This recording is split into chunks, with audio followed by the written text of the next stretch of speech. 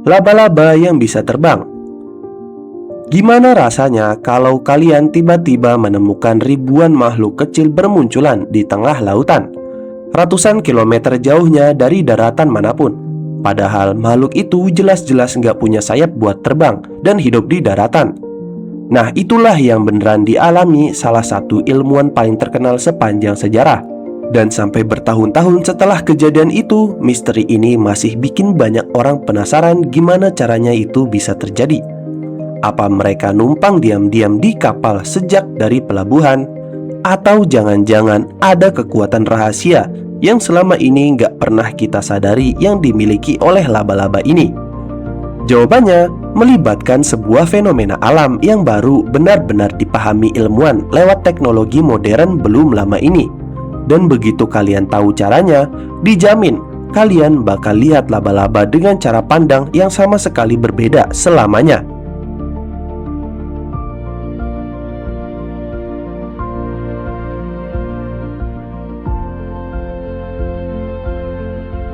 Hampir 2 abad yang lalu, sang legenda Charles Darwin lagi asyik berlayar di tengah lautan luas.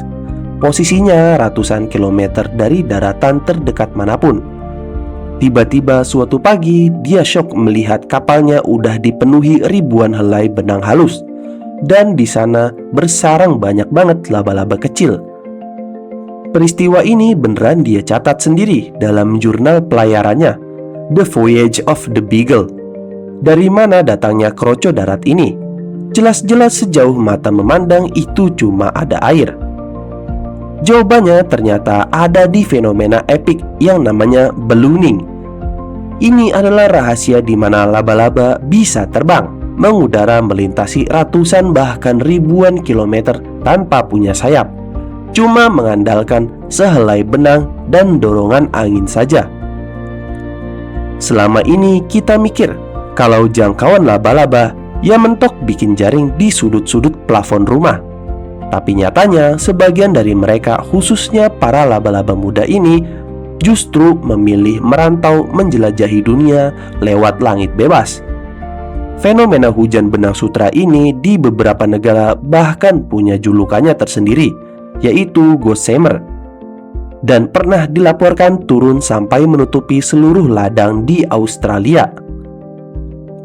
Proses take off-nya juga terlihat unik. Untuk bisa terbang, laba-laba kecil ini bakal manjat ke titik paling tinggi yang bisa dia temukan, misalnya ujung daun, ranting pohon, atau pucuk pagar.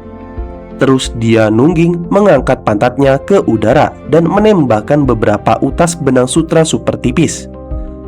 Tapi kok bisa seutas benang tipis itu sanggup mengangkat badan laba-laba buat terbang melawan gravitasi ini? Selama bertahun-tahun, rahasia di balik benang ini sukses membodohi banyak ilmuwan. Awalnya banyak yang menebak kalau aksi ini murni didorong angin doang. Tapi penelitian tim University of Bristol, pimpinan Erica Morley dan Daniel Robert pada tahun 2018 sukses membongkar kalau laba-laba ini beneran hacker alam. Mereka memanfaatkan medan listrik statis yang selalu ada di atmosfer bumi. Bahkan saat cuaca cerah dan tanpa angin sekalipun, rambut-rambut sensor super sensitif di kaki mereka, namanya Trichobotria, ternyata sanggup mendeteksi medan listrik itu. Begitu benang sutra yang bermuatan listrik bersentuhan dengan medan listrik alami di udara, timbul daya angkat. Berkat listrik ini, mereka tetap bisa terbang mengudara walau cuaca lagi tenang, tanpa angin sekalipun. Nah, laba-laba ini sukses membaca kelistrikan langit, bagaikan insinyur teknik listrik.